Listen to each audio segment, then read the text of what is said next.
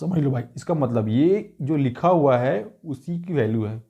अभी आपको कोई भी बोल देगा फाइनल रिपोर्ट जमा हो रहा है, ये जमा हो रहा है, तो उसकी बातों में आपको आने की ज़रूरत नहीं है। ये जो इन्फॉर्मेशन मैं दे रहा हूँ आपको, ये पक्की इन्फॉर्मेशन है, ठीक है। और यही इन्फॉर्मेशन जो है वो वैलिड होगा। बाकी हेलो एवरीवन, दोस्त परेशान है एफएसएल रिपोर्ट जमा हुई ही नहीं। देखो, ऑफलाइन और ऑनलाइन दोनों मोड में पता किया गया है।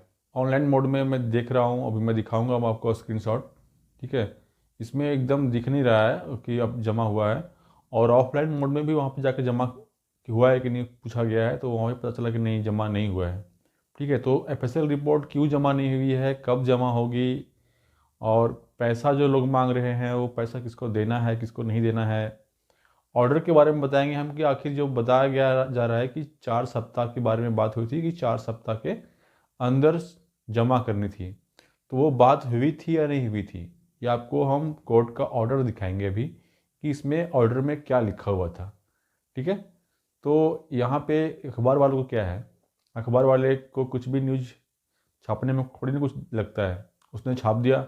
हम लोगों ने भी माना कि कुछ होगा उसके पास खबर, और हमारे भाई भी कोई पता किए थे तो उन्होंने भी बताया था कि हाँ 22 तारीख को बात हुई है जमा करने के लिए। तो बताएंगे कि आखिर क्यों जमा नहीं किया अभी तक और क्या चाहते हैं वो लोग, ठीक है। तो आपको इस वीडियो में मैं पूरा नहीं बता पाऊँगा, मैं आपको अगले वीडियो में सारा ऑर्डर दिखाऊंगा। इस वीडियो में मैं कुछ दिखाऊंगा, अगले वीडियो में मैं कोर्ट के सारे ऑर्डर्स दिखाऊंगा कि आखिर क्या क्या ऑर्डर्स हुए थे और क्या क्या ऑर्डर्स में लिखे हुए थे, जिनमें पूरी अच्छे से एक्सप्लेन बताऊंगा। तो आप अभी नेक्स्ट वीडियो भी आप देखना चाहते हैं तो इस चैनल को लाइक करके सब्सक्राइब कर लेना। तो अभी मैं आपको स्क्रीनशॉट दिखाता हूँ एक, ठीक है। स्क्रीनशॉट में देखो आप,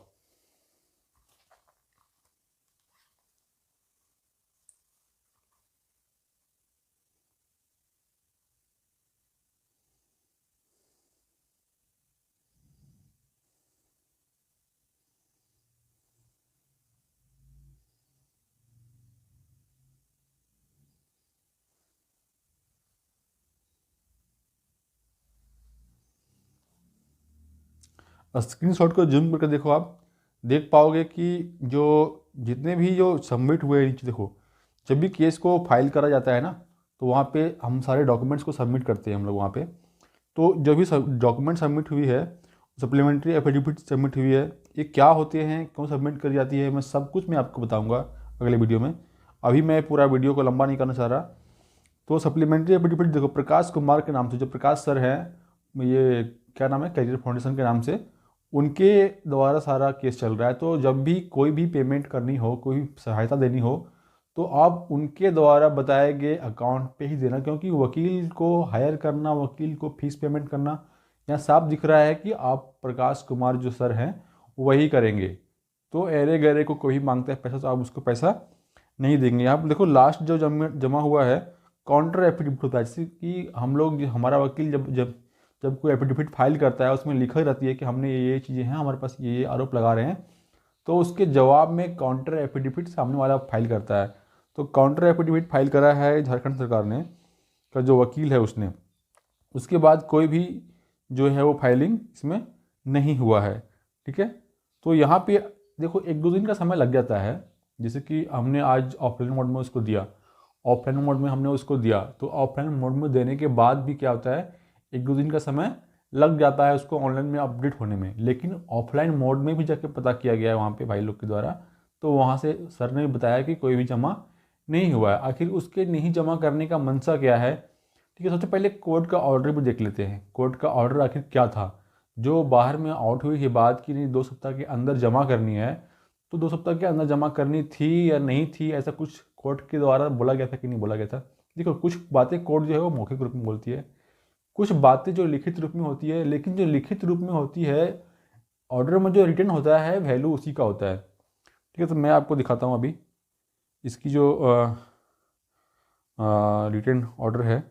देखिए रिटर्न ऑर्डर में क्या लिखा है, डेट जो है वो 22 जनवरी की है, जब हियरिंग हुई थी लास्ट। 22 जनवरी को जो हियरिंग हुई है उसमें साफ लिखा गया है कि at the request of learn advocate general, मतलब जो सरकार की वकील होती है, सरकारी वकील, for filing status report on the status of investigation in the matter, list this case on 26/3/2025।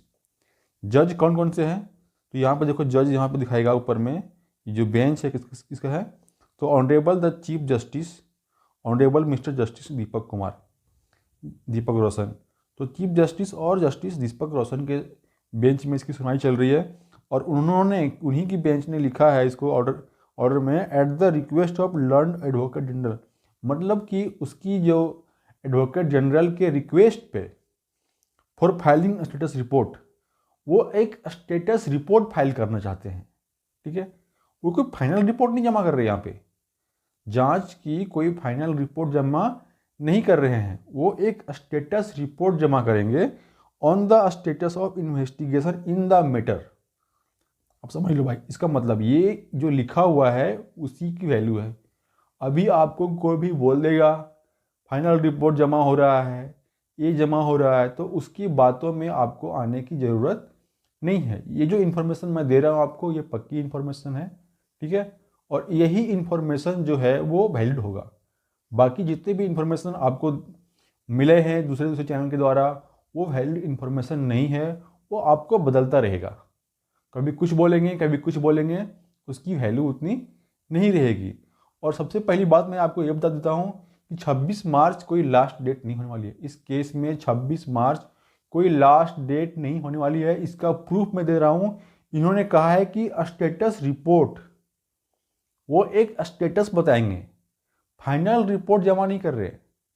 और आप जान रहे हो कि यदि उनका केस को बहुत लंबा खींचने का यदि तरीका होगा, उनका मंशा होगा केस को कि हम लंबा खींचें, तो वो क्या करेंगे पता है, केस को लंबा खींचने के लिए यदि डेट है 26 मार्च को, तो वो एक सप्ताह के पहले जमा करेंगे या 2-4 दिन के पहले कोई भी एक स्टेटस रिपोर्ट जमा कर देंगे। उसके बाद कोर्ट की जब हियरिंग होगी तो तब बोला जाएगा कि इस स्टेटस रिपोर्ट को सामने वाले पार्टी को कॉपी सर्व किया जाए and list this case on इतना, फिर से 1 महीने का डेट मिल जाएगा। और यदि इनकी सुनवाई पूरी ख़त्म करने की मंशा होगी तो वो इसकी जो रिपोर्ट होगी, जो भी रिपोर्ट होगी, उसको कम से कम डेट से कम 15-20 दिन के पहले जमा कर देंगे। यदि 15-20 दिन के पहले तक जमा नहीं किया गया है तो समझ लो कि जो हमारी जो एलिगेशंस है कि क्वेश्चन लीक हुए हैं और जो सबूत हैं वो सबूत सच्चे हैं, और सरकार की जो पुलिस है, सरकार की जो एडवोकेट जनरल हैं, वो इस केस को लंबा टालना चाहते हैं। इसीलिए वो फाइनल रिपोर्ट ना जमा करना चाहते हैं और ना ही वो चाहते हैं कि इसकी सुनवाई जल्दी हो सके। तो इसके बारे में मैं अभी इतना ही बताऊंगा। हमारे वकील हैं, हमारे पिटिशनर तो हमारे देखो ऊपर दिख रहा है, Prakash Kumar and others. Main Prakash Kumar के नाम से फाइलिंग हुई है। सारा काम जो है उन्हीं को करना है, सिग्नेचर सारा उन्हीं को करना है, जो भी डॉक्यूमेंट्स फाइल होगा हमारी तरफ से उन्हीं के द्वारा फाइल होगा। ठीक है, तो पैसे भी उन्हीं को देना। मेरा कोई सगा लगता नहीं है ये लोग, लेकिन जो सही बात है मैं वही बता रहा हूँ आपको। पैसा किसी को देना नहीं, पैसा बहुत लोग मांगेंगे, बहुत लोग QR कोड जारी कर रहे हैं। ठीक है, तो उसके तरफ से पैसा आपको एक भी पैसा देना नहीं है। बिचौलिया लोग ही तो हमारे जीवन को ख़राब किया है। जो क्वेश्चन लीक होते हैं, क्वेश्चन जो लीक होते हैं, एग्जामिनेशन कैंसिल होता है, वो किसके वजह से होता है? बिचौलियों की वजह से होती है। यही बिचौलिए अपने फ़ायदे करने के चक्कर में हज़ारों लाखों स्टूडेंट्स की ज़िंदगी को बर्बाद करते हैं, उनके समय को बर्बाद करते हैं। तो आपको बिचौलियों के पीछे नहीं पड़ना है। प्रकाश कुमार के नाम से केस है तो आपको प्रकाश कुमार को ही पैसे देनी है, और जब भी अधिक इस केस में हार या जीत होती है तो प्रकाश कुमार को ही इफेक्ट पड़ेगा, क्योंकि साफ साफ कागज़ में हार उन्हीं की होगी। तो उन्होंने ये पिटीशन लगाया, उन्होंने जो भी सबूत सबमिट हुए हैं, जो भी सबूत उन्होंने सबमिट कराया, जो भी एफिडेविट उन्होंने सबमिट कराया, वो सब में उनकी साइन रहेगी। और वो एफिडेविट मतलब समझ, तो एफिडेविट मतलब शपथ पत्र, मतलब कि हम ये बात को शपथ करते हैं कि ये जो डॉक्यूमेंट्स, ये भी सबूत जो दे रहे हैं वो सत्य है। ये करके एफिडेविट करके जमा किया जाता है वहाँ पे कोर्ट में। तो ये तो गई ना भाई। तो आपको मदद करनी है, तो जो भी मदद करनी है, जो भी आपको बात करनी है इसके बारे में हेल्प के लिए, वो आप प्रकाश कुमार से बात करके ही पेमेंट करें। ठीक है, और बाकी किसी को पेमेंट ना करें। आपको मैं आगे की जानकारी कैसे देखते हैं इसमें वीडियो में हम जो आपको दिखा रहे थे ऑर्डर, आपको ये तो लास्ट ऑर्डर था, इसके पहले क्या क्या बातें हुई थी ऑर्डर में मैं आपको पढ़ के बताऊंगा, निकाल के बताऊंगा अगले वीडियो में। ठीक है। और कौन कौन से जज हैं, कौन कौन से वकील हैं, फाइलिंग का क्या स्टेटस रिपोर्ट है, मैं आपको ऑनलाइन निकाल के आपको अगली वीडियो में दिखाऊंगा। तब तक के लिए आप चिंता मत करें। अब मैं यही बोलूँगा, टेंशन मत ले। मैंने पिछले वीडियो में बताया था कि ये जो लंबा प्रोसीजर होगा, ये छोटा मोटा प्रोसीजर है नहीं। मान लो दोनों तरफ से भी यदि कैंसिल होता है तब भी प्रोसीजर लंबा है, कैंसिल नहीं होता है तब भी प्रोसीजर लंबा है।